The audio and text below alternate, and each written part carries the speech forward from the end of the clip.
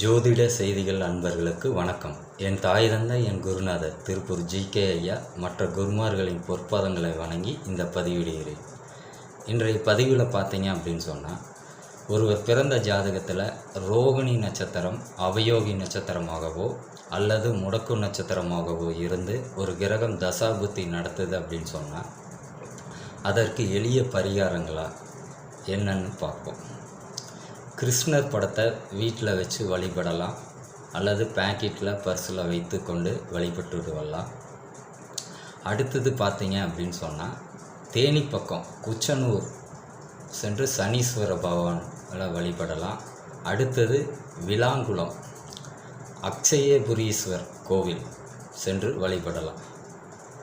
இதன் மூலம் பார்த்தீங்க அப்படின்னு சொன்னால் கெடுபலன்கள் குறைந்து நன்மை உண்டாகும். இது எப்போ வழிபடணும் அப்படின்னு சொன்னால், அந்த ரோகிணி நட்சத்திரத்தன்று சென்று வழிபடலாம்.